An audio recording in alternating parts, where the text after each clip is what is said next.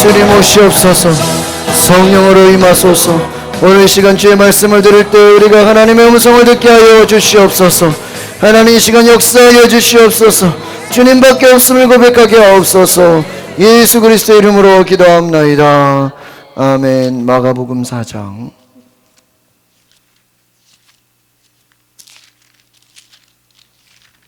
마가복음 4장 1절에서 9절의 말씀.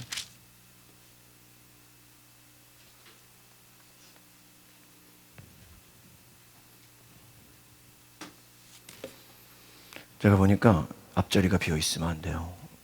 우리 한 칸씩만 앞으로 오세요. 한 칸씩. 그래서 좀 이렇게 한 칸씩 앞자리가 비어 있으면은 한 칸씩 앞으로.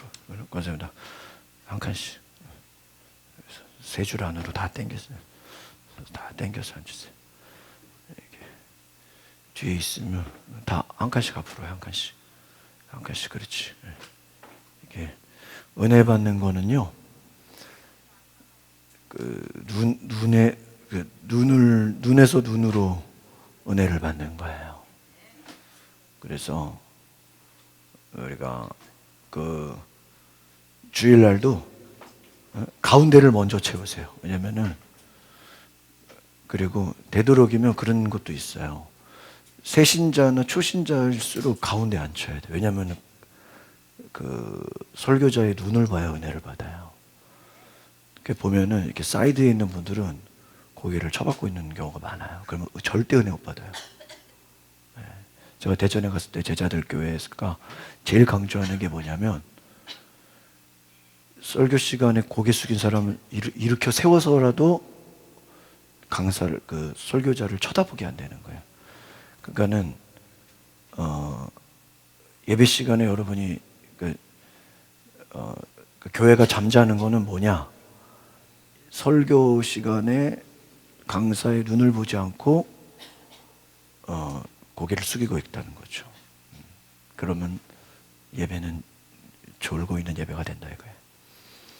마가복음 4장 1절에서 9절 같이 읽어보겠습니다. 시작. 예수께서, 찾았어요? 58쪽. 시작. 예수께서 다시 바닷가에서 가르치시니 큰 무리가 모여들거늘 예수께서 바다에 떠 있는 배에 올라앉으시고 온 무리는 바다가 육지에 있더라. 예수께서 여러 가지 비유를 가르치시니 그 가르치시는 중에 그들에게 이르시되, 들으라. 씨를 뿌리는 자가 뿌리러 나가서 뿌릴새 더러는 길가에 떨어지매 새들이 와서 먹어버렸고, 더러는 흙이 얕은 돌밭에 떨어지매 흙이 깊지 아니하므로 곧 싹이 나오나 해가 돋은 후에 타서 뿌리가 없으므로 말랐고, 더러는 가시떨기에 떨어지매 가시가 자라 기운을 막음으로 결실하지 못하였고, 더러는 좋은 땅에 떨어지매 자라 무성하여 결실하였으니 30배나 60배나 100배가 되었느니라 하시고, 또 이르시되 들을 귀 있는 자는 들으라 하시니라. 아멘.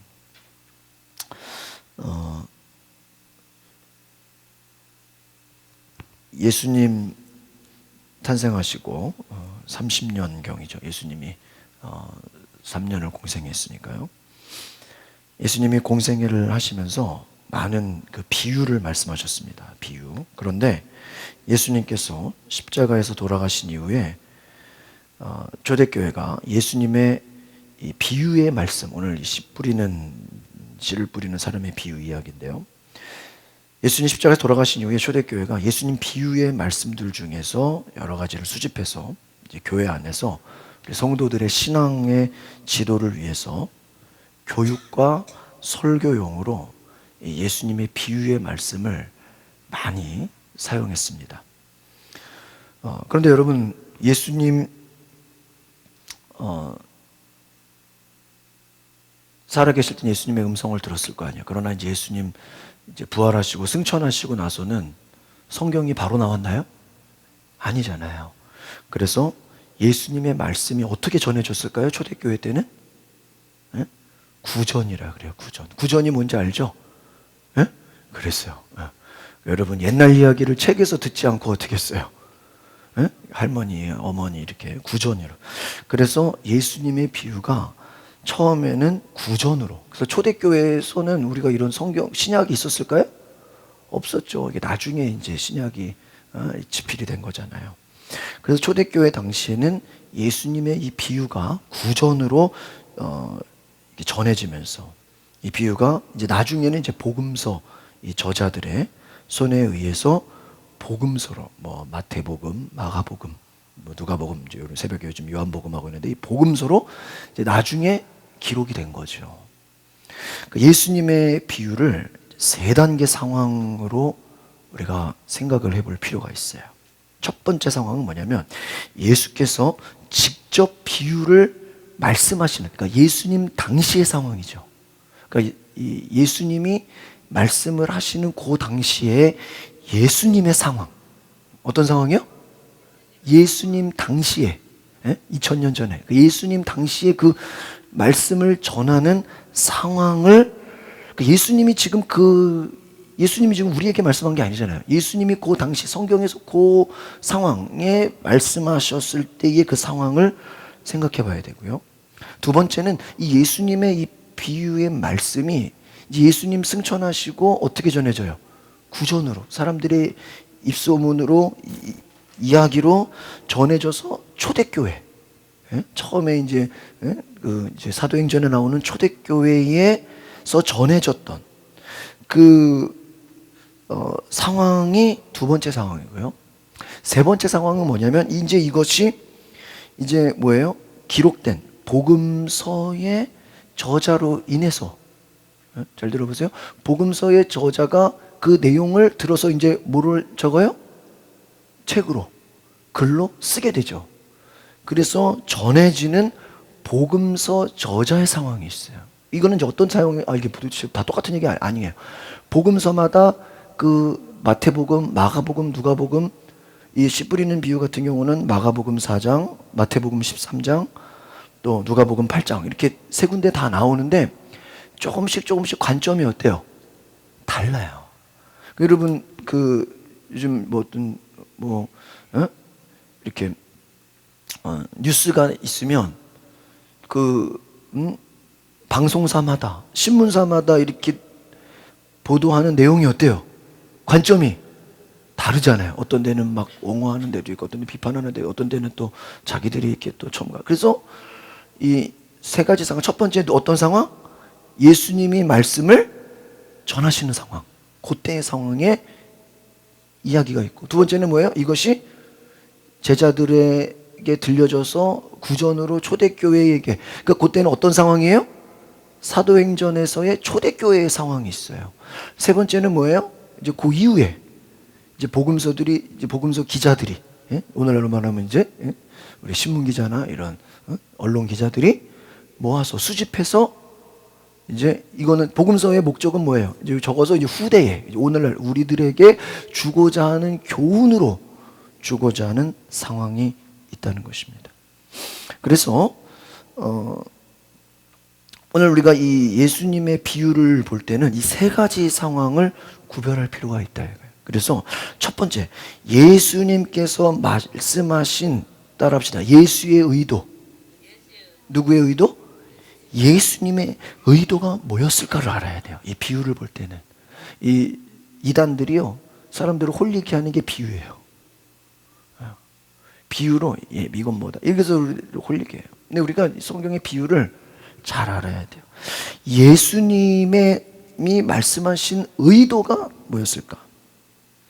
두 번째, 또 초대교회가 구전으로 예수님의 비유를 쓰면서 그 초대교회에 설교하는 그 설교자가 초대교회 성도들에게 전하려고 하는 의도, 따라합시다. 초대교회의 의도.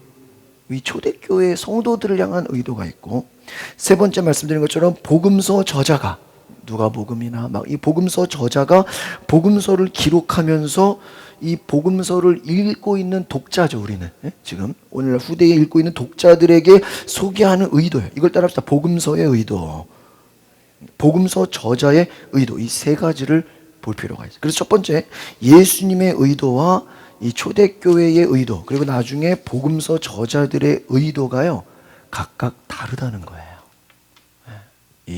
그래서 복음서 기자들이 그들이 처했던 상황이 다 달라요. 마태복음의 상황이 다르고, 마가복음의 상황이 다르고, 누가복음의 상황이 다릅니다. 그래서 의도도 다르고요, 목적도 다르고요, 이 여러 가지 차이가 있어요. 그래서 복음서에 나오는 이 씨 뿌리는 자의 비유를 우리가 이해하려고 할 때는 첫 번째는 먼저 예수님의 본래의 첫 번째 비유의 메시지가 무엇이었을까, 이것을 생각해 보려고 합니다.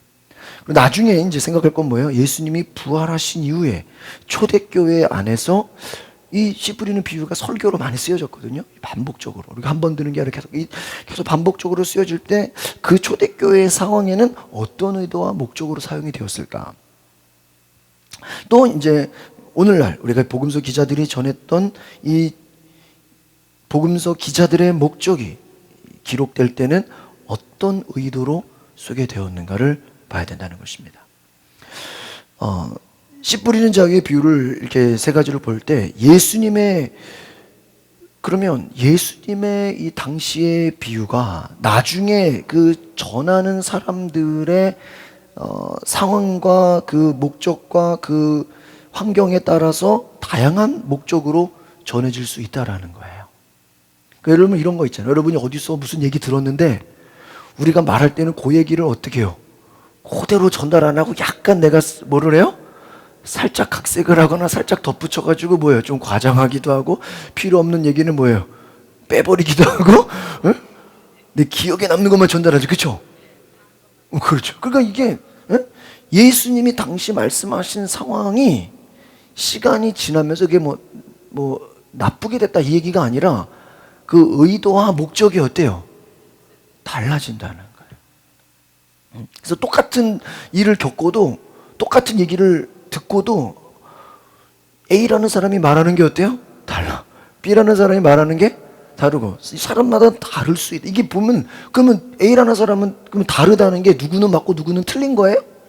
그게 아니죠. 다 맞는데 서로 뭐예요? 말하는 시각과 관점이 다르다는 거예요. 그러니까 그럼 누구는 맞고 누구는 틀리냐? 그럼 예수님이 말씀하신 의도만 맞고 이 뒤에 제자들이 초대교회나 오늘날 복음서 기자들이 말하는 의도는 다른 거, 이게 뭐가 맞고 틀리다는 개념이 아니다라는 거예요. 아시겠습니까?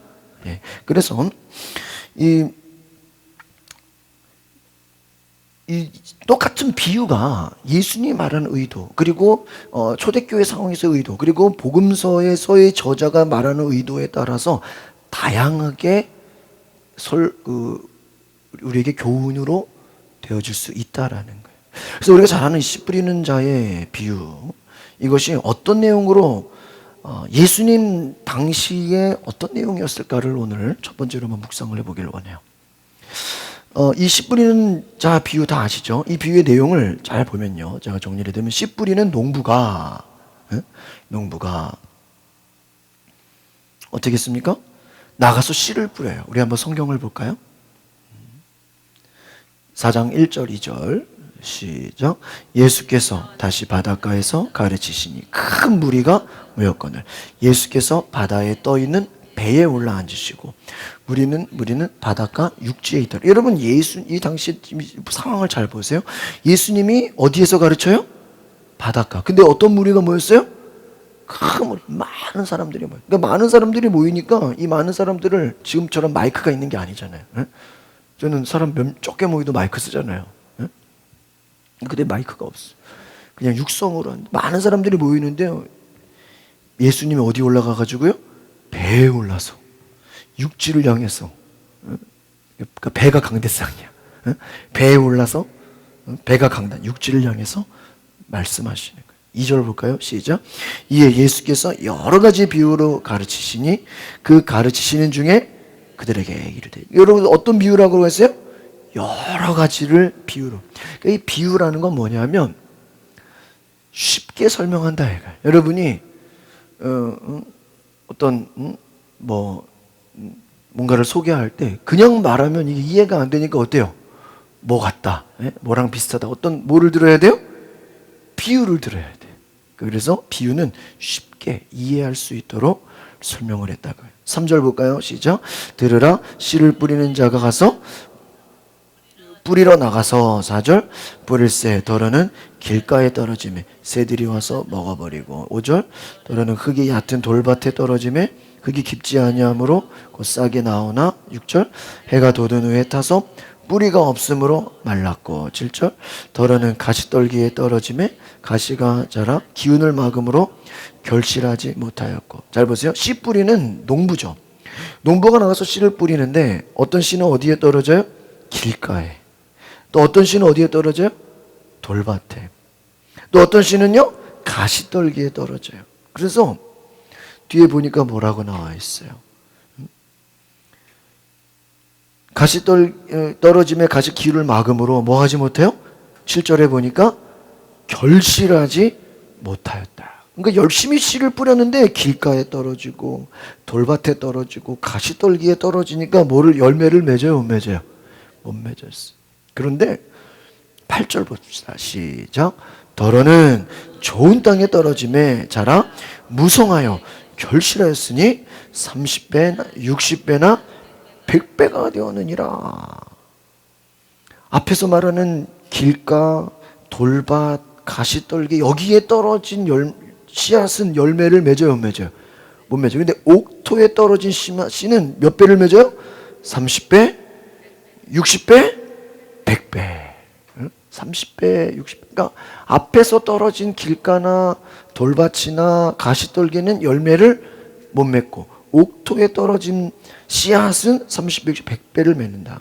이 비유는요, 세 복음서, 마가복음, 마태복음, 마가복음, 누가복음에 다 나와요. 이 복음서 기자들이 모두 소개하고 있어요. 그러니까 여러분, 이 비유가 중요하다는 거예요? 안 중요하다는 거예요?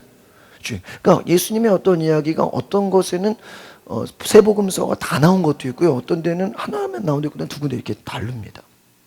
그런데 이 씨 뿌리는 비유는 세 복음서 전체가 다 소개되고 있다는. 그리고요, 이 비유는요, 다른 우리가 보는 성경을 따라합시다. 정경, 그러니까 정식 정경, 이걸 캐논이라 뜻이 정경, 기준이 된다.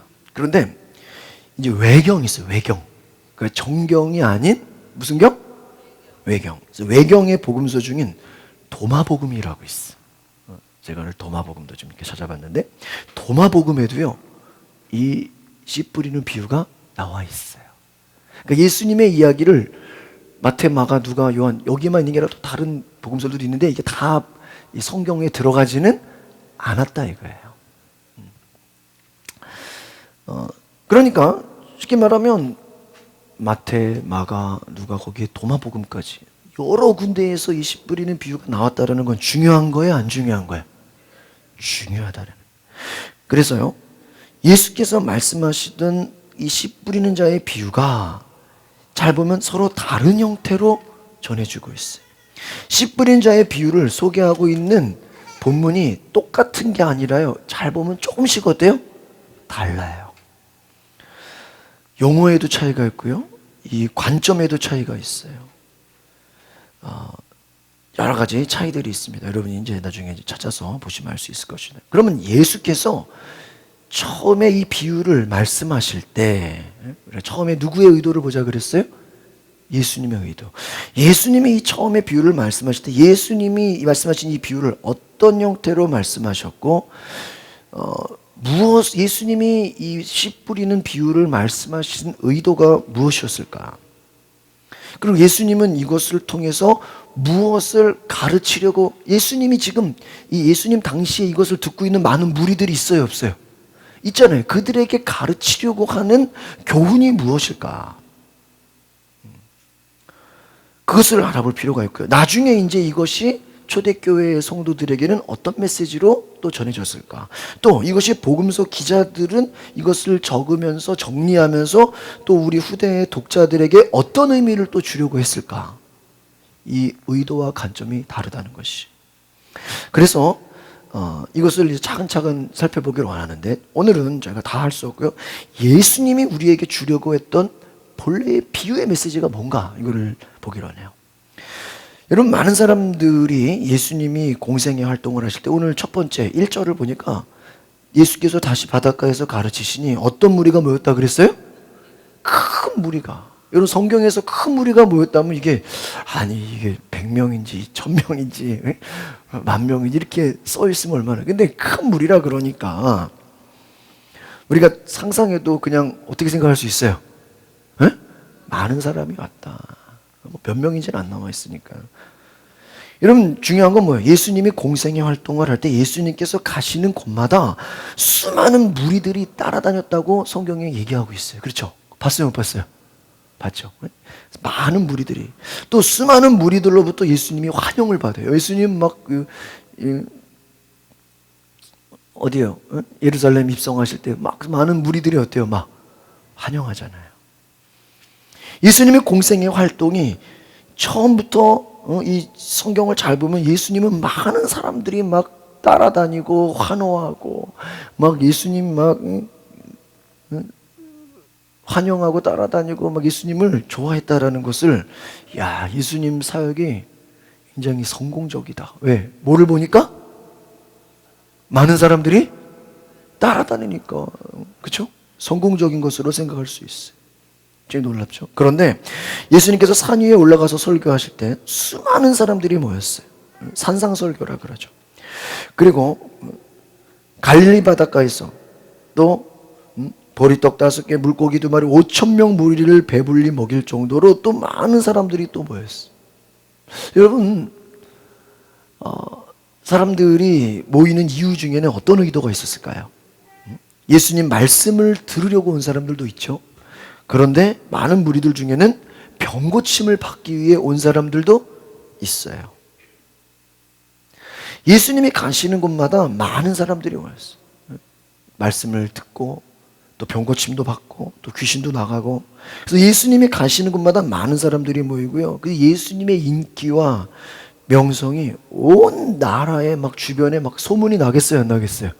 막 소문이 나요. 그래서 당시에 종교 지도자, 여러분 만약에 잘 보세요. 여러분 그런 얘기가 있는 거 아세요? 어디서 누구 이단이야 이런 막 누구 이단이야 누구 사입이야 막 이런 거 막 욕먹는 거 있어요, 없어요? 그런 거 욕을 먹으려 그러면요 최소 몇천 명은 모여야 욕을 먹는다는 얘기가 있어. 그러니까 이단이 되려 그래도 몇백 명 몇십 명 가지고는 사람들이 이단이라고 해, 안 해? 안 해. 공격을 안 해. 왜? 별로 위협이 되지가 않는 거예요. 지금 제 말 이해가세요? 암만 여러분이 내가 교주라 그래도요 사람이 안 모이면요 신경을 써 안 써? 이 신경 안 쓴다니까. 저 혼자 떠들다. 사람들이 저거 이단이야 저거 조심해야 돼 저기 막 빠지지 마 이럴 때는요 왜 그런 거야? 일단 거기는 뭐가 많아? 뭐 걔네들이 정통이건 2단이든 3단이든 뭐가 많기 때문에 사람이 많아. 2단의 공통점은 뭐예요? 사람이 많다는 거야. 이거는 지금 제가 예수가 2단이라는 얘기가 아니에요. 이게 지금 그게 무슨 말이냐면 욕을 먹으려면 일단 뭐가 많아야 돼?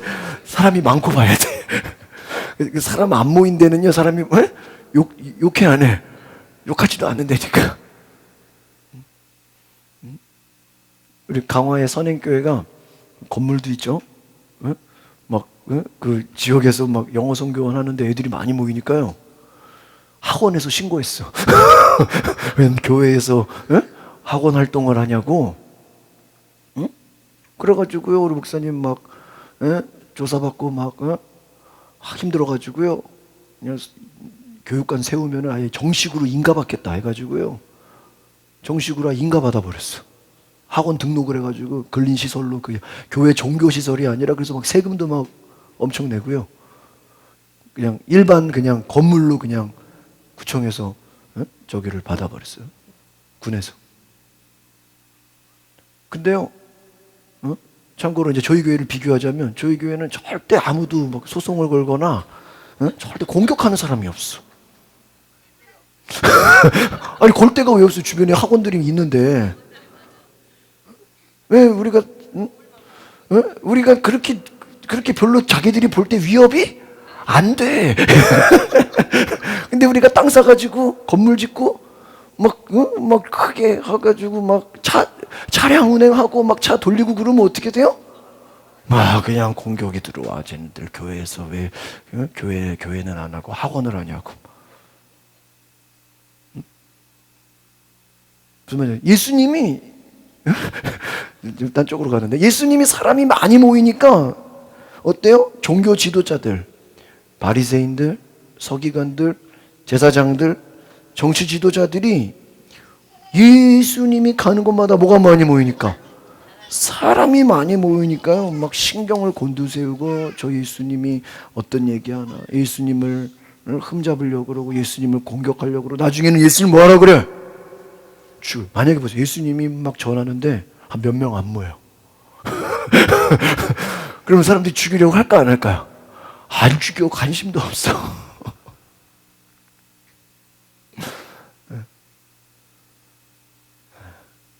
많은 무리가 쫓아다니니까 사람들이 예수를 뭐 하려고 그래요? 막 죽이려고 들어요. 근데 복음서를 잘 보면요. 예수님의 공생의 활동이 항상 성공적인 것만은 아니었다라는 걸 알 수 있어요. 예수님의 활동이요. 우리가 성경에 마가복음 6장에 보잖아요. 그러면 갈릴리에서 예수님의 고향에서는요. 예수님이 회당에서 가르치는데 사람들이 별로 존경을 안 해. 6장을 한번 볼까요? 마가복음 6장. 마가복음 6장 1절 한번 볼까요? 1절 시작. 예수께서 거기를 떠나서 고향으로 가시니 제자들도 따르니라. 3절 볼까요? 시작. 이 사람이 마리아의 아들 목수가 아니냐? 야고보와 요셉과 유다와 시몬의 형제가 아니냐? 그 너희들이 우리와 함께 여기 있지 아니하냐 하고 예수를 배척한지라. 2절 시작. 안식일이 되어 회당에서 가르치시니 많은 사람들이 듣고 놀라 이르되 이 사람이 어디서 이런 것을 얻었느냐? 이 사람이 받은 지혜와 그 손으로 이루어지는 이런 권능은 어찌 됨이냐? 제가 성지순례 갔을 때 첫날이 나사렛을 갔어요. 갈릴 첫날에 그 갈멜산 갔다가 이제 나사렛 마을 그냥 이게 산동네 같은 데예요. 그 무슨 서울로 말하면 어디 무슨 봉천동 같은 데 있죠. 후암동 그런 이렇게 남산의 언덕에 이렇게 집 있잖아요. 그런 동네야. 이태원 같은 데 이렇게 막 언덕에 막 집 있잖아. 그런 동네예요. 쪽방촌 같이 어려운 동네예요. 예수님 자란 그 동네가 그 회당도 이렇게 지금 그대로 있는데 예수님 고향에 가니까 사람들이 뭐라 그래요?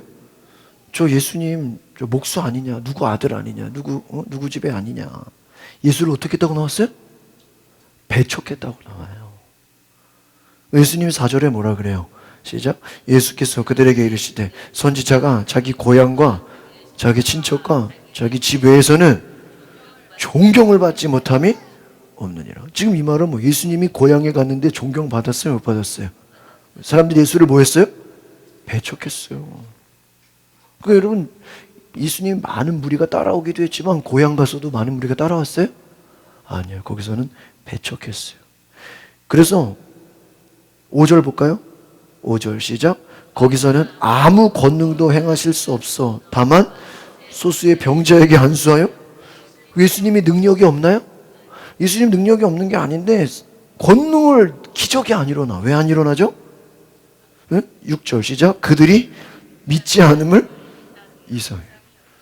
예수님을 메시아로, 예수님을 하나님의 아들로 믿어야 합니다. 예수는 하나님의 아들이 아니라 저 누구야? 목수 요셉의 아들 아니냐. 네? 제가 저희 부모님 교회 가면요, 영철이 왔냐 이래요. 진 목사지 이래. 그래 놓고.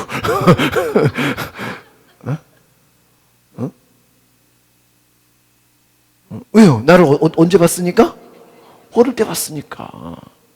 영철아 왔니? 그래. 우리 영철 목사 왔니? 이게 그냥 진 목사님 이게 잘 나와 안 나와요? 안 나와. 어렸을 때부터 그냥 이름 부르고 지냈으니까 이게 안 되는 거예요. 예수님이 고향에 가서는 뭐예요? 존경을 받지 못하고 대접받지 못하고 어떻게 해요? 예수님이 기적을 행하지를 못해요. 그냥 몇 사람 안수해주고 그냥 왔다는 거예요. 여러분 어떻게 보면 이것은 예수님에게는 좀 어떻게 보면 흠이 될 수도 있는 얘기인데 성경은 기록하고 있어요. 예언자가 자기 고향에서는 존경을 받지 못한다. 그래서 그것을 그냥 어떻게 해요? 오래 거기서 만약 예수님이 계속 나사렛에만 있으면 어떻게 됐겠어요? 그냥 뭐 비난받을 일도 없겠죠. 그냥 사람도 별로 모이지도 않았겠죠. 고향에서. 예수님이 떠났어요. 누가복음 4장의 28절을 찾아볼까요? 누가복음 4장 28절 29절. 예수님이 가버나움 회당에 가서 설교를 해요. 누가복음 4장 28절 29절. 예수님이 가버나움 회당 가서 설교를 하는데 그 설교를 들었던 사람들의 반응을 보겠습니다. 28절 29절 4장 28절 29절 시작. 회당에 있는 자들이 이것을 듣고 다 크게 뭐가 나서?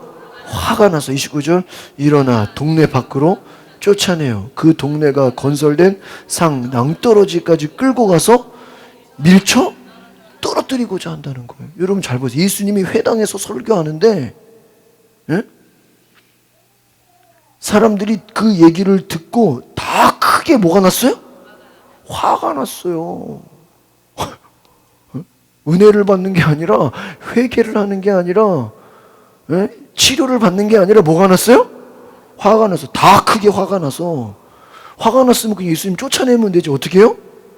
동네 밖으로 쫓아내고 동네가 건설된 어디까지? 산나. 우리 교회로 말하면 제가 설교했는데 여러분이 아멘을 하는 게 아니라 뭐가 나? 화가 나서 화가 나면 집에 가면 될 거 아니야. 은혜가 안 되면 나가면 될 거. 자기가 나가면 되지. 화가 난다고? 우리 동네로 우리 여기로 말하면 나를 어디로 데려가? 궁산으로 끌고 들어간 거야. 화가 나요. 집에 가. 화를 참지 못하고 설교하는 사람은 어디로? 궁산으로 끌고 내려. 궁산 꼭대기 가면 낭떠러지 있어 없어? 그 낭떠러지잖아. 한강 보이잖아. 어떻게 하려고 그래? 나 끌고 가서 밀어서 어떻게 하려고 그래? 떨어뜨리겠다고 하는 건 뭐예요? 죽이려고 그러는 거야. 아니, 화가 난다고 예수님을 어디로? 낭떠러지.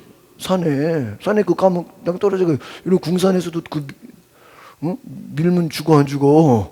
죽어. 그 높아요. 그 해발 몇십 미터 되잖아요. 얼마나 그러니까 사람들이 은혜 받았다는 거야? 은혜 안 받았다는 거야? 은혜 안 받아. 예수님이 설교해도 은혜를 안 받고 뭐 하려고 그랬죠? 예수를 죽이려고 산꼭대기로. 여러분 이거 지금 예수님 입장에서는 이거 별로 부정적인 얘기 아니에요? 고향에 가서 대접도 못 받고. 그리고 아까 제가 처음에 무슨 얘기했어요? 우리 마가복음 처음에 왔을 때는 예수님이 가는 곳마다 누가 따라왔어요? 많은 무리가 따라. 근데 고향에서는 대접도 못 받고. 이 누가복음 가버나움 회당 갔을 때는 화가 난 사람들이 예수를 뭐 하려고 그래? 얼마나 화가 났으면 도대체 예수님이 무슨 설교했는지는 모르겠지만 사람들이 예수를 죽이려고 했다는 거예요. 모두 화를 내서 예수님을 동네에서 쫓아내고 산꼭대기에 올라가서 밀쳐 죽이려고 했어요. 그럼 여러분, 그럼 이것만 있었을까요? 당시 종교 지도자들, 제사장들, 바리새인들, 율법사들은요, 예수님을 따라다녀요. 이 사람들은 예수님을 은혜 받으려고 따라다니나요? 아니에요. 어떻게 하면 저 예수를 책잡을까? 어떻게 하면 저 예수를 공격할까? 어떻게 하면 예수의 흠을 잡을까? 없애버리려고 백성들을 선동하게 하고, 나중에는요, 저 예수님을 십자가에 못 박으라고 외치게 만들어요. 그러니까 여러분 잘 보세요. 예수님의 공생의 활동을 보면 종교 지도자들이 찬성했어요? 반대했어요? 네? 반대했다는 거예요. 그럼 예수님의 사역이 성공적이에요? 실패한 거예요? 우리 아까는 성공적이었잖아. 마가복음 앞에 우리 초창기 볼 때는. 근데 다른 거 이렇게 들어보니까 예수님의 사역이 성공적이에요? 별로예요? 실패해요? 장애물이 많았어요? 안 많았어요? 많았어요. 그 예수님의 사역에는요, 많은 장애물들이 있었어요. 마가복음 3장으로 가볼까요? 마가복음 3장 21절을 보겠습니다. 빨리빨리 찾아보세요. 마가복음 3장 21절. 20절, 21절 두 개를 볼게요. 예수님이 가족들을 만나는 거예요. 마가복음 3장 20절, 21절 시작. 집에 들어가시니 무리가 다시 모임으로 식사할 겨를. 무리가 모이는데 밥 먹을 시간도 없는데, 근데 21절 시작. 예수의 친족들이 듣고 그를 붙들러 나오니 이는 그가 미쳤다 하미러라. 3장 21절은 예수의 친족들, 예수의 형제들, 예수의 친척들이 예수를 향해서 뭐라 그래요? 미쳤대. 다른 말로 하면 정신 나갔다는 거예요. 그 얘기를 듣고, 친족들이 듣고 붙들러 나오니 미쳤다. 사람들이, 예수님의 친척들이 예수님을 막 끌어내는 거야. 예수님, 쉽게 말하면 예수님, 예를 들면 저로 비유하면 제가 막 설교하는데 친척들이 몰려와서 저를 어떻게 하는 거야? 끌어내는 거야. 왜? 사람들이 나를 어떻게 얘기했다고? 미쳤다고. 지금 예수님의 친척들은 예수의 소문을 어떻게 들었어요? 안 좋게 들어가지고 예수님을 창피해가지고 뭐 하려고? 끌어내려고. 그럼 설교하는데 끌어낸다고 생각하면 얼마나 웃기겠어요. 그러면 왜 미쳤다는 소문을 들었냐면요, 뒤에 22절을 보겠습니다. 22절 시작. 예루살렘에서 내려온 서기관들은 그가 바알세불이 집혔다 하며 또 귀신의 왕을 힘입어 귀신을 쫓아낸다 하니.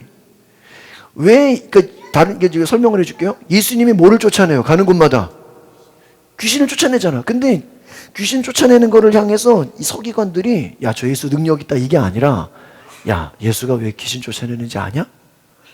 예수가 귀신의 왕이라서 그래. 예수가 귀신의 왕이라서 왕이 부하들을 뭐 하는 거야? 쫓아내는 거야. 그 무슨 조폭이 대장이 나오니까 그 졸개들 쫓아내는 것처럼.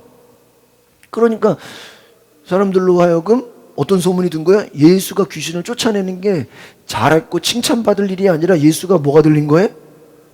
예수가 귀신이 들려서 같은 귀신들을 뭐 한다는 거야?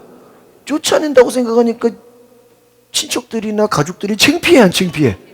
여러분, 자식들이 귀신 들렸다 그러면 기분 좋냐고요? 야, 쟤 귀신 들렸어. 쟤 악한 영이 갖고 놀아. 기분 나쁠 거 아니에요. 소문만 들어도 화가 날 거 아니에요. 예수님의 가족들이 예수가 귀신 들렸다는 얘기 듣고 그냥 창피해가지고 그냥 예수님 뭐 하려고 그런 거예요? 끌어내려고 그런 거예요. 창피해가지고. 자기들이 욕먹으니까. 근데 예수님 뭐라 그래요? 또 비유로 말씀하셔. 23절 시작. 예수께서 그들을 불러다가 23절 비유로 말씀하시되 사탄이 어찌 사탄을 쫓아낼 수 있느냐. 24절 또 만일 나라가 스스로 분쟁하면 나라가, 생각해봐라. 어떻게 마귀가 마귀를 쫓아내냐. 말이 돼요, 안 돼요? 안 되잖아요. 그 말은 예수님이 귀신이? 아니죠. 예수님이 마귀예요? 아니죠. 근데 지금 어떤 얘기를 하는 거예요? 예수님의 가족들, 친척들은 저 예수를 어떤 사람으로 봤어요? 미친 사람 내지는 귀신 들린 사람으로 봤다는 얘기예요. 그러니까 여러분, 예수님이 귀신을 쫓아내는 것이 예수님 자신이 귀신 들렸기 때문이라고 가족들과 친척들은 어떻게 해요? 생각했어요. 그러니까 여러분 정리합니다. 예수는 고향 사람들로부터 인정받았습니까? 배척당했죠. 종교 지도자들이 예수님을 좋아하고 응? 따랐습니까? 아니죠. 종교 지도자들은 예수를 죽이려고 다니죠. 흠잡으려고 다니죠. 그럼 예수님 주변의 친척들은 예수님을 도와줬나요? 에? 아니에요. 오히려 예수를 끌어내리려고 했다는 거예요. 예수님은 많은 배척을 당했다라는 거예요.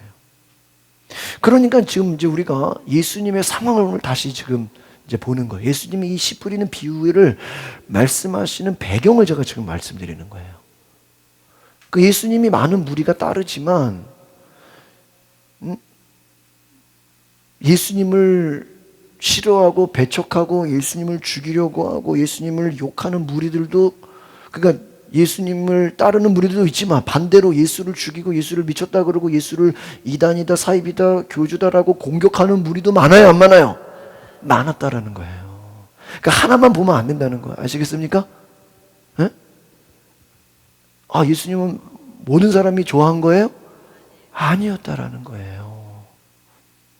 여러분, 스데반이 설교하는데, 베드로가 설교하는데 한쪽에서는 뭐예요? 저놈 죽여라. 막 돌을 던지고 스데반 죽잖아요. 근데 나중에 어떤 사람은 뭐예요? 마음에 찔려 이르되 어찌할꼬 회개한다 이거예요. 여러분, 미국의 어떤 교회는요, 이렇게 설교자 단상에 방탄유리가 돼 있어.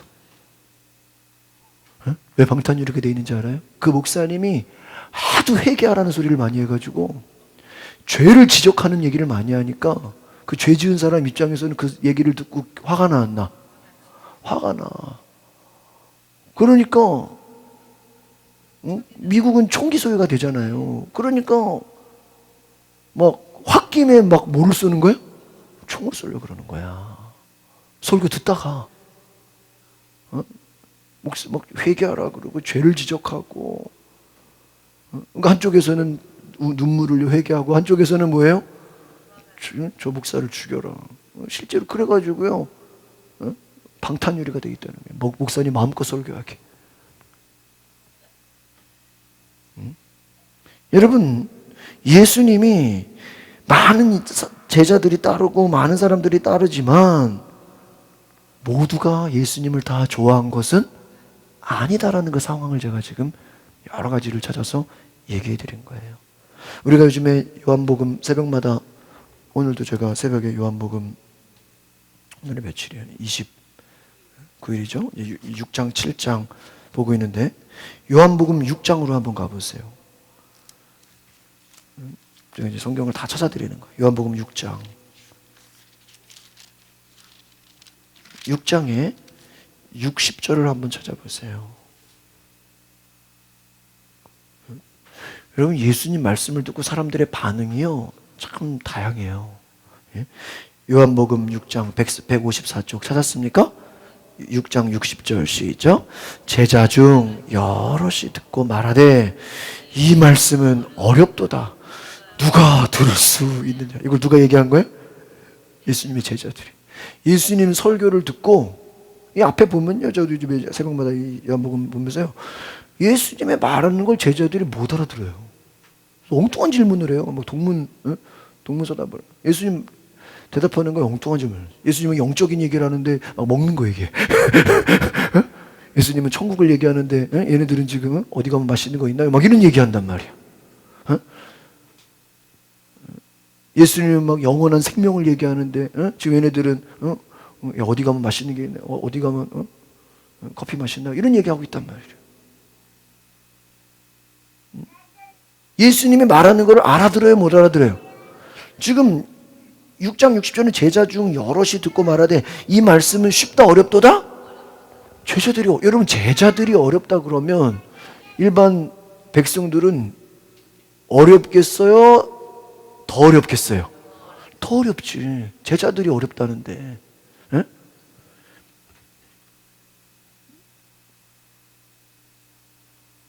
61절 시작. 예수께서 61절 시작. 예수께서 스스로 제자들이 이 말씀에 대하여 수군거리는 줄 아시고 이르시되 이 말이 너희에게 걸림이 되니. 막 제자들이 예수님의 말을 알아들어 못 알아들어? 못 알아들어서 지들이 모여가지고 야, 지금 어려워서 이해를 할 수 없단 말이에요. 예수님이 비유로 말하는데도 알아들어 못 알아들어요. 못 알아들어요. 예수님 설교가 어려웠어요. 이해를 못했다는 거예요. 그래가지고요, 예수의 말씀이 어렵고 귀에 거슬린다고 생각해서요, 심지어는 예수님 설교를 듣다가 야, 저 어려워서 못 듣겠다, 듣다가 떠나는 사람도 많았다는 거예요. 예를 들면 교회로 말하면 목사님 설교가 어려워서 딴 교회로 가야 되겠어. 네? 그러면 그거 어떻게 해야 돼요 말이에요. 쉽다고 하는데도 성도들이 어떻게 생각한다고요? 어렵다 이거예요. 66절 6장 66절 666이에요. 시작. 또 이러시되 그러므로 전에 너희에게 말하기를 내 아버지께서 오게 하여 누구든지 내게 올 수 하시니라. 아버지께서 불러주셔야 오는 것이다. 66절 제가 잘못 봤네요. 65절에 66절 시작. 그때부터 그의 제자 중에서 많은 사람이 떠나가고 다시 그와 함께 다니지 않아요. 여러분 이런 말씀이 있어요. 예수님 설교가 어려워가지고요, 예수님 제자 되겠다고 12제자 말고도 많은 제자들이 모였어요. 예? 예수님한테 뭐 하겠다고? 배우겠다고. 근데 모이기는 모였는데 듣다 보니까 쉬워 어려워? 어려워가지고 도대체 이해가 안 된단 말이에요. 어렵단 말이에요. 그래가지고요, 예수님이 그렇다고 갑자기 바뀔 수 있는 게 아니잖아요. 그러니까 예수님 뭐라 그래? 너희들이 그 이해 못하는 거 어떡할 수 없단 말이야. 예수님 그거야. 니네들이 이해 못해도 잘 새겨 들으라 이거야. 근데 너희가 하나님이 진정 하나님이 보내신 거면 끝까지 앉아 있고, 아니다 싶으면 가라 이거야. 그러니까 66절에 뭐라고 나와요? 제자 중에서 많은 사람이 어떻게 했어요? 떠나갔대요. 여러분 예수님의 설교를 듣고 어려워가지고 한두 명이 아니라 무슨 제자? 많은 사람이 이거 어려워서 못하겠다. 어떻게 해요? 떠나갔대요. 다시 그와 함께 다니지? 교회로 말하면 우르르 왔다가 그냥 뭐 한 거예요? 쑥 빠져나간 거예요. 설교가 어렵다고 말이야. 여러분 지금 제가 어떤 얘기하는 거예요? 예수님의 상황을 잘 보면 많은 사람들이 예수님을 따라오는 것도 맞아요. 그런데 많이 따라오지만 또 많이 어떻게? 또 나가. 많이 오는데 여러분 그런 거 있잖아요. 어디 치유 집회에 가면 거기 온 사람이 다 치유받아요? 다 치유받는 집회가 어디 있어요? 그렇다고 또 치유 또 안 받아요? 치유받았다고 간증하는 사람들이 있어요, 없어요? 있잖아요. 그 거짓말은 아니잖아요. 막 눈물 흘리고 막 진짜 감격하고 막 예? 예? 막 던지고 막 그러잖아요. 그 뭐 연기 아니잖아요. 하지만 또 고침 못 받은 사람도 있어요, 없어요? 그러면 나는 다음부터는 치유 집회 안 가. 막 이러잖아요. 그 사람은 짜증난다고. 왜 저 사람만 고침받고 나는, 그거 어떡할 수 없는 거 아니에요. 그렇잖아요. 그 송기철 장로님도 그래요. 자기한테 기도받고 치유 받은 사람이 더 많겠어요? 안 받은 사람이 더 많겠어요? 안 받은 사람이 더 많지. 근데도 받은 사람이 있으니까 한두 명이라도 뭐 암이 났고 막, 예? 막 일어나니까 또 그 안에 치유 받겠다고 사람들이 모여요, 안 모여요? 모이는 거잖아요. 그죠? 이해 가시죠? 예수님 당시에 많은 사람들이 예수님을 따라오지만 다 예수님을 끝까지 남아있어요? 아니에요. 예수님을 버리고 떠나가는 사람들이 많아요. 그렇지만 또 와. 그 교회로 말하면 막 새신자가 몰려오는데 걔네들이 다 정착해? 안 정착해. 막 우르르 나가. 그리고 또 와. 막 오고 나가고. 막. 예수님 당시의 상황을 보면 많은 무리가 따라오지만 또 예수님을 버리고 도망가는, 이해가 안 된다, 어렵다, 병 고침 못 받았다, 그렇게 나아가는 사람들도 많았다라는 거예요. 그런데 이 예수님이 나중에 뭐라 그런지 아십니까? 제자들을 향해서 67절. 자, 보세요. 많은 무리가 와서 갔어. 이해 안 된다고, 어렵다고. 여러분, 저는 이 구절이 좀 눈물 나는 것 같아요. 6장 67절. 시작. 예수께서 12제자에게 이르시되 너희도 가려느냐. 이 말은 뭔 말이에요 지금? 엄청 많이 왔는데 엄청 많이 뭐 한 거야? 빠져나간 거예요 지금. 우르르 왔다가 뭐 한 거야? 우르르 빠져나가지고 누구만 남았어? 12제자. 그러니까 예수님 뭐라 그래? 니네도 갈래? 만약에 예수님 제자 12자까지 다 가면은 어떻게 되든 문 어떻게 돼야 돼? 문 닫아야 돼. 어? 여러분 이거 잘못하다가는 예수님의 사역이 12제자 그래도 누구는 12제자 남아야 될 거 아니야. 어? 여러분 그런 거 교회로 말하면 좀 개척 멤버 좀 남아 있어야 될 거 아니야. 집사 권사는 좀 남아야 될 거 아니야. 누가 뭐 시험 들었다 그래도 뭐 장로들은 남아 있어야 될 거. 예수님이 얼마나 많이 빠져나갔으면 뭐라 그래요? 너희도 가려느냐? 네, 가겠습니다. 그럼 어떻게 되는 거예요? 그걸로 예수님의 사역은 뭐야? 그냥 혼자 끝나진 않았겠지. 그냥 그 대신 그 대신 뭐야? 혼자. 지금 안철수가 외롭잖아. 지금 혼자 남았잖아. 지금 처음에는. 그래 안 그래요? 지금 혼자 남았죠. 지금 혼자 남았잖아. 지금 별로 아무도 안 따르잖아. 모르죠 이게 이제 앞으로 어떻게 될지. 예수님도 내가 지금 보면서요. 이거 안철수가 생각나는 거. 왜 이렇게 비슷하냐 상황이. 옛날에는 많은 물이 따랐어 안 따랐어요? 몇 년 전에 대단했잖아. 막 이러고 막 난리 났잖아 막. 지금 어때요? 지금 별로 신경도 안 쓰잖아. 지금 뭐 불쌍해 하잖아.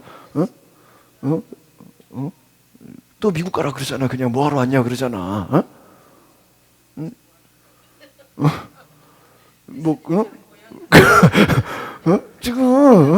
지금 사람들이 떠나갔다니까. 안철수 옛날에 안 그랬잖아. 막 난리 났잖아 막. 지금 뭐 인정도 안 하잖아. 지금 막 그런 상황이 된 거야 예수님 6장에. 근데 예수님 감사하게도 뭐라 그래? 베드로. 이런 베드로 같은 교인이 있어야 돼. 68절 시작. 시몬 베드로가 대답하여 주여 영생의 말씀이 주께 있사오니 우리가 누구에게로 가라. 이 말이 뭐 베드로가 예수님 말씀을 다 이해한 거겠어요? 이해는 못했지만 예수님 말씀이 뭔지는 아는 거야. 이게 진리인데 예수님 말씀을 자기가 뭐 이해한 거예요? 베드로도 어렵지. 어부 출신이 뭘 뭐 배우는 게 있겠어. 무슨 배경지. 자기도 뭔 소리인지 모르지만 뭐라 그래요. 그래도 예수님이 영생이고 예수님이 진리고 예수님이 뭐예요? 메시아잖아요. 우리가 어디 가겠습니까? 죽어도 여기서 죽어야죠. 69절 시작. 우리가 주는 하나님의 거룩하신 자인 줄 믿고 알았어. 뭐야? 예수님이 뭔 소리 해도 우리가 하나도 못 알아들어도 주님은 당신은 누구야? 하나님의 거룩한 자야. 할렐루야. 이거면 끝난 거지.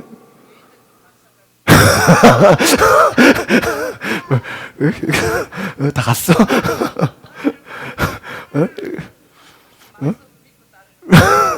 예수님도 그랬다니까. 예수님도. 예수님이요. 근데 베드로가 뭐라 그래요? 우리도 못 알아듣지만 당신은 하나님의 거룩한 자입니다. 예수님 근데 아멘. 그러니까 예수님 17절에 또 뭐라 그래? 70절 시작.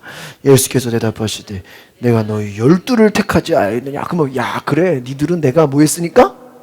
택했으니까 너희들은 여기 있는 거야. 쉽게 말하면 그냥 왔다가 우르르 가는 애들은 뭐야?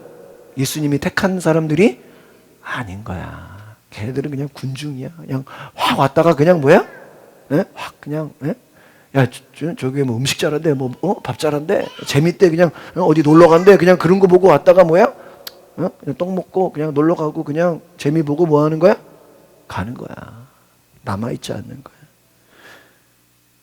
근데 제대로 내가 너희들은 택하지 않았냐? 근데 무서운 얘기. 그러나 너희 중에 한 사람은 누구야? 마귀니라. 야, 또 무서운 얘기래요. 그 말은 뭐 예수님은 앞으로 벌어질 모든 것을 다 어때요? 알고 계시는 거예요. 여러분, 어떻게 보면요, 예수님 수만 명, 뭐 수십만 명, 수백만 명 만났는데요, 결국 초대교회 때 이 사도행전으로 가면 남는 사람은 누구밖에 없어요? 에? 예수님? 제자들밖에 없잖아요. 그래요, 안 그래요? 에? 초대교회 누구로 만들어져요? 베드로잖아요. 여러분,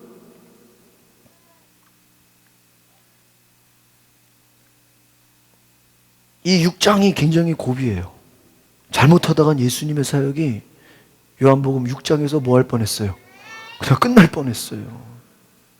근데 제자들이 좀 인간적으로 불쌍한 생각 들겠어, 안 되겠어?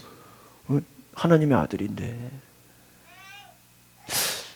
어떤 사람은 걱정할 수도 있어요. 야, 저거 예수님 저거 이렇게 가다가 안 되는 거 아니야? 야, 많은 사람들이 따르기는 따르는데 너희도 가려느냐? 제자들이요, 예수님은 물론 존경하고 하지만 한쪽으로는 인간적으로는 예수님을 뭐 할 수도 있어요? 걱정을. 왜? 자기들도 볼 때 많이 어떻게 해야 돼? 좀 많이 따라야 될 거 아니에요. 제자들 가운데서 막 이탈하고 낙오자들이 생기고 막 나가는 사람들을 보면서 또 거기다 예수님이 또 뭐래? 12명도 감지덕지인데 그 중에 또 한 놈은 또 누구래? 마귀래. 이게 또 심각해. 이거 누군지는 얘기 안 해. 안 하니까 이거 누가 마귀인지 알면 좋을 텐데 얘기 안 해요. 그러니까 지금 예수님 얘기 듣고 뭐 걱정 근심이 생기겠어, 안 생기겠어요? 생겨요.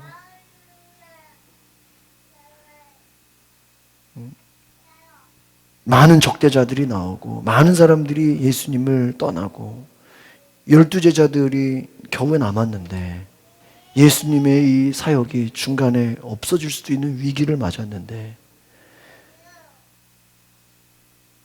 이거 혹시 그냥 잠시 잠깐 그냥 확 그냥 그런 거 있잖아요. 가수들이 1집 내가지고 확 그냥 떴다가 그냥 어떻게 돼? 인기가 어때? 사라져 버리잖아요. 그죠? 1집만 내고 없어진 가수들 많아요, 안 많아요? 많잖아요. 뭐 드라마, 뭐 영화로 한번 떴다가 지금은 뭐 없어지는 뭐 생각도 없는 사람들 많잖아요. 누군지도 모르는 사람들 많죠. 혹시 사람들이 볼 때 예수님도 금방 떴다가 말이에요. 확 그냥 사람들 그냥 열풍으로 일으켰다가 이거 금방 없어지는 거 아니겠는가? 예수님이 확 사람들이 따라오는 것처럼 보였다가 이거 실패하는 거 아닌가? 응? 저거 안 되는 거 아닌가? 나사렛에서 무슨 선한 것이 나겠느냐? 갈릴리에서는 선지자가 나지 못하느니라. 요한복음 7장에 그런 얘기가 있고요. 갈릴리에서 어찌 그리스도가 나겠느냐? 이런 얘기가 있어요. 그 말은 뭐냐면 사람들이 예수님을 향해서 빈정거렸다라는 거예요. 사람들이 예수님을요 멸시했고요. 예수님을 아주 반대했고요. 배척했고요. 예수님을 따랐는데 많은 무리들이 도망갔고요. 예수님을 보는 남은 사람들도 한쪽으로는 예수님을 뭐 하고 있어요? 걱정하면서 야 이거 이러다가 이거 다 망하는 거 아니야? 이거 내가 줄 잘못 쓴 거 아니야? 예수님을 따르기는 따로 앉아기는 눈앞에 앉아있긴 하는데 이거 제대로 가겠나? 정치로 말하면 이거 이래서 대통령 되겠어? 이거 이래서 뭐 인정받겠어? 사람들이요 예수님을 의욕의 눈으로 어떤 눈으로? 걱정하는 눈으로 예수님을 바라보고 있다.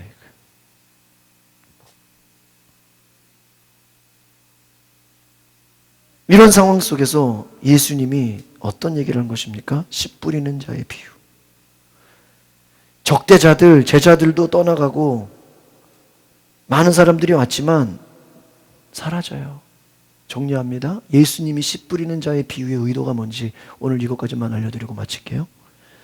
씨를 뿌리는데 잘 보세요. 저를 보세요. 씨를 뿌리는데 뿌린 씨앗 중에 대부분이 이번에 4분의 3이에요. 길가, 돌밭, 가시덤불. 여기에 씨 뿌린 건 나중에 열매를 맺어요, 못 맺어요? 못 맺어. 어떻게 보면 헛수고예요, 아니에요? 헛수고야. 실패한 것처럼 보여. 헛수고한 것처럼 보여. 여러분, 제가 이걸 생각해 보면서요, 성지순례를 가기를 잘했다. 왜냐하면요, 우리는 모든 성경을 이해하면요, 한국 상황으로 이해해. 네? 여러분, 필리핀은요, 그 열대지방이잖아요. 그 날씨가 좋잖아요. 산모자 그래요. 그러니까 농사를 1년에 몇 번 지어요? 3번 지어요. 여러분, 국민의 70%가 빈곤층인데도요, 먹고 살아요.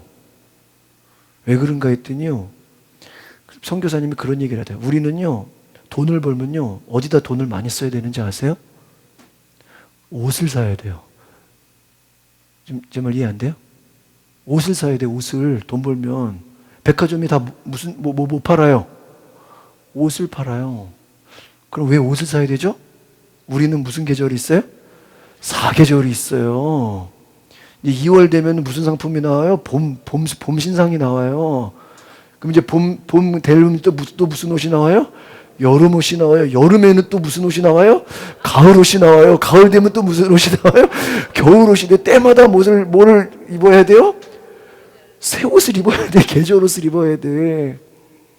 근데 필리핀은요, 반바지에 티 하나 있으면 1년 내내 끝나. 뭐만 있으면? 반바지에 티 하나 있으면, 오늘 한두 벌만 있으면요, 뭐 할 일이 없어요? 옷 살 일이 없어요. 과일이 넘쳐나. 먹는 거 싸. 그러니까 가난해도 먹고 살아요. 그러니까 여러분, 아니 우리가 생각할 땐 우리는 가난하면 살아 못 써. 돈 없으면 살아 못 살아요. 겨울을 어떻게 나요? 돈 없으면 불을 떼야 되는데 말이야. 여름은 어떻게 보내? 여름을 더워지게 지금 에어컨을 틀어야 되는데 말이야. 여러분, 돈 없으면 살아 못 살아요. 못 살아. 근데 외국에는 돈 없어도 산다니까. 선선하다니까. 시원하다니까. 없어도 산다니까요. 우리는 다 누구 상황으로 이해해요? 우리 상황으로. 근데 이스라엘이 우리랑 똑같아요? 여러분, 그 땅이 우리처럼 땅이 좋을까요? 여러분, 한국은요, 아무데나 땅 파서 그냥 씨 뿌려도 다 날까요, 안 날까요? 제가 볼 때 한국은 다 옥토예요. 근데요, 거기는요, 돌밭이에요. 맨 땅이에요. 가보면요, 그냥, 여러분, 아브라함이 이삭 바치러 갈 때요, 뭐를 가져가는지 아세요? 장작을 가지고 가요. 여러분, 그 이해가 돼요? 우리는 웬만한 산에 가면 장작이 있어요, 없어요? 장작이 있으니까 장작을 가져갈 일이 없잖아요. 근데 장작을 가져간다는 건 뭐예요? 나무가 없어.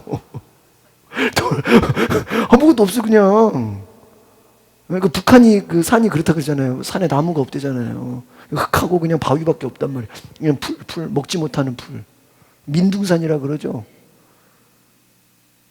이스라엘이 그래요. 그러니까 씨를 뿌린데 좋은 땅이 별로 있어요, 없어요? 별로 좋은 땅이 없어요. 그러니까 농사를 하면 꼭 뭐 한 것 같아? 예? 실패한 것 같아. 예수님이 죽어라 말씀 전하고 기적행하고 귀신 쫓고 막 난리를 했는데 사람들이 따라 안 따라? 따르는데 남아있어, 안 남아있어? 여기 안 남아있어. 쉽게 말하면 여러분, 부흥 강사들 중에서 실제로요, 교회는 작은 교회들이 의외로 있어요. 부흥 강사 막 대단하죠? 근데 막상 교회 가보면 교회가 작다니까? 유명한데? 대단한데? 교회는 한 몇백 명 안 모여있어요. 막 그 목사님 막 몇천 명, 몇만 명 집회 가는데 교회는 작아. 왜? 남아있지를 못하는 거야. 여러분, 어떻게 보면 예수님이 사역을 한 게 꼭 농부가 씨 뿌린 것처럼 사람들이 볼 때는 좌절하고 이거 그냥 헛일한 거 아닌가, 시간 낭비한 거 아닌가, 그렇게 생각할 수 있었다라는 거야. 그런데 잘 들어보세요. 그런 밭도 있지만 그럼에도 불구하고 옥토에 떨어진 씨앗은 어떻게 돼요? 어떻게 돼요? 놀라운 수확을 거두게 되잖아요. 여러분, 씨를 뿌렸는데 대부분의 씨앗은 다 어떻게 됐어요? 결과를 볼 때는 낭비했어, 헛수고했어. 그런데 그럼에도 불구하고 여러분, 옥토에 떨어진 씨앗은 어떻게 돼요? 큰 열매를 맺어요. 여러분, 예수님 당시의 상황을 보면요, 예수님이 똑같이 설교하고 똑같이 말씀 전하고 똑같이 사역을 했는데도 사람들이 볼 때는 예수님의 많은 노력이 어떠 보여요? 뭐처럼 보여? 헛수고처럼 보이는 거예요. 왜? 우르르 왔다가 어떻게 됐어요? 우르르 갔잖아. 한심해 보여. 저 뭐냐 이게, 남는 것도 없고. 사람들이 걱정해요. 그런데 예수님이 이 비유를 말씀하시는 게 뭐예요? 예수님의 사역은 결코 실패하지 않는다는. 우르르 왔다가 우르르 갈 수 있어. 교회가 새신자 왕창 왔다가 우르르 집에 갈 수 있어. 설교 어렵다고, 응? 어떤 성도는 은혜 받고 났어요. 밥 먹는 거 이거, 응? 밥이 자기 입맛에 안 맞다고, 어? 딴 교회로 갈 수 있어, 없어? 딴 교회로 갈 수 있어. 응? 여러 가지 이유를 가지고 막 빠져나갈 수 있어요. 그런데 이거 헛고생하는 거 아닌가? 그런데 예수님이 그 걱정하고 염려하는 제자들을 향해서 지금 설교하는 거예요. 지금 눈으로 볼 때는 꼭 뭐 한 것 같아? 실패한 것 같아. 왜? 많이 왔다가 어떻게 됐으니까? 싹 빠져나갔어. 12명. 여러분, 아예 애초부터 12명만 모였으면 실망할 일도 없지. 그냥 그래요. 근데 막 몇천 명 됐다가 12명 남으면 이게 어때요? 마음이 썰렁하잖아. 그 막 옛날이 생각나잖아요. 옛날이 그립잖아. 그런데 헛수고처럼 보여도 걱정하지 마라. 니들이 옥토다. 할렐루야. 니들을 통해서 지금 몇 명 남았어? 12명인데 그 중에 한 명은 또 뭐야? 마귀야. 그러니까 몇 명 남은 거야? 11명이야. 죽어라 했는데 몇 명 남은 거예요? 실제 옥토는 누구밖에 없는 거야? 11명. 근데 니들을 통해서 뭐가 난다? 30배, 60배, 몇 배? 100배. 그러니까 11명인데 그 중에 어떤 사람은 몇 배? 30배. 어떤 사람은 뭐야? 60배. 어떤 사람은 뭐야? 100배의 열매를 맺는다는 거예요. 지금 이거는 누구를 향한 말씀이에요? 제자들을 향한. 지금 12명. 그 중에 또 한 놈은 마귀니까 11명. 이 11명이, 그래서 그 로버트 콜만의 주님의 제자라는 책이 있어. 그 책은 어떤 내용이냐면, 저도 사놓고 읽지는 않았는데 방에 있어. 근데 내용이 뭐냐면, 그 예수님은 수많은 사람을 만났지만 예수님의 마음에는 베드로 한 사람이 있었다는 거예요. 누구 한 사람? 베드로. 왜? 예수님이 누구한테 교회를 세우겠다 그랬어요? 베드로. 내 이름 위에 너는 반석이다. 이 고백 위에 뭐를 세우겠다? 교회를 세우겠다. 실제로 초대교회의 대표가 누구예요? 베드로잖아요. 그 유럽에 가면 무슨 성당이라 그래? 베드로 성당. 수많은 무리가 따르지만 예수님의 마음속에는 몇 사람? 한 사람. 한 사람. 베드로. 그 한 사람이라는 한 사람. 여러분, 시작은 미미하마 끝은 창대하리라는 구약의 말씀이 있습니다. 실패로 보이고 헛수고처럼 보이고 한심한 것처럼 보이지고 제자들이 볼 때 실망하고 끝났다고 생각했지만 예수님은 이들을 격려하고 이들을 통해서 희망을 주고 결코 예수님의 사역은 끝나지 않는다. 여러분, 사도행전으로 가봐요. 베드로가 설교하는데 몇 명이 회개해요? 3,000명이 회개해. 이거는 몇 배야? 100배예요? 3,000명만 회개해요? 그 3,000명이 여러 번이잖아요. 베드로 하나 때문에 수만 번. 여러분, 어떤 선교사는요, 평생 선교했는데 한두 명만 회심시킨 거야. 그러니까 여러분, 어느 나라 가지고 죽어라 평생 선교했는데 한 몇 명 전도하다 끝났어. 그럼 실패한 거예요? 성공한 거예요? 에? 에? 사람들이 보트를 보긴 뭐야? 실패한 거 아니에요? 사람 많이 모으지도 못하고. 근데요, 나중에요, 그 사람들이 그 나라를 변화시켜 버렸네. 그럼 성공한 거예요, 실패한 거예요? 성공한 거예요. 예수님은 전체를 다 뒤집지 못했어요. 예수님은 십자가에 매달려 죽었어요. 예수님은 고난받았어요. 배척당했어요. 그런데 열매가 어때요? 뒤집어져요. 열매가 난리 났어요. 마치겠습니다. 예수님의 의도는 뭐예요? 씨 뿌리는 비유, 의도가 뭐예요? 지금 실망하지 마라. 옥토에 떨어진 밭은 반드시 뭐예요? 열매를 맺는다. 오늘 지금 상황으로 받으면 똑같은 얘기를 듣고도 어떤 사람은 그냥 뭐 좋은 얘기 들었구나. 어떤 사람은 한 귀로 듣고 한 귀로, 어떤 사람은 야, 내가 오늘 깨달았구나. 나를 통해서 30배, 60배, 100배를 먹겠구나라고 믿어지는 분은 베드로와 같은 축복이 있을 줄 믿습니다. 믿으십니까? 제가 오늘 설교를 준비하면서 야, 이거 주일날 설교해야 되겠다고 생각했다가 아니다, 이거는 오늘 먼저 하는 게 낫겠다. 제가 언제 주일날에 할지도 몰라요. 많은 사람이 설교를 들었다고 다 열매를 맺는 것이 아니라 옥토만 열매를 맺는다. 그럼 내가 예수님의 제자 이 11명에 들어간다면 나는 반드시 열매를 맺게 될 것이고. 그래서 책 제목에 그런 게 있어요. 팬이죠. 가수들 팬. 팬들이라고 그러죠. 팬이냐 제자냐, 물이냐. 그게 몇 년 전에 큰 베스트셀러로 올라간 그 기독교 책이 있어요. 당신은 팬입니까? 제자입니까? 다른 말로 하면 당신은 예수님을 따라왔다가 군중으로 확 몰렸다가 사라지는 군중입니까? 희생을 각오하고 십자가를 지며 고난받는 제자입니까? 열매는 누가 맺어요? 제자가 맺어요. 오늘 이 말씀을 깨달을 수 있기를 바랍니다. 예수님이 말씀하신 의도예요.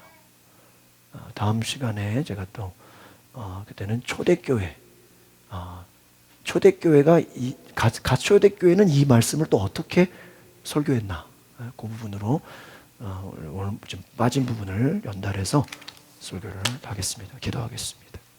거룩하신 주님, 예수님의 사역을 보면 많은 무리가 따라왔고 많은 군중이 따라왔고 많은 무리가 예수님을 기적을 보고 병 고침 받고 귀신이 나가고 눈을 뜨고 앉은 병이가 일어나고 죽다 살아났지만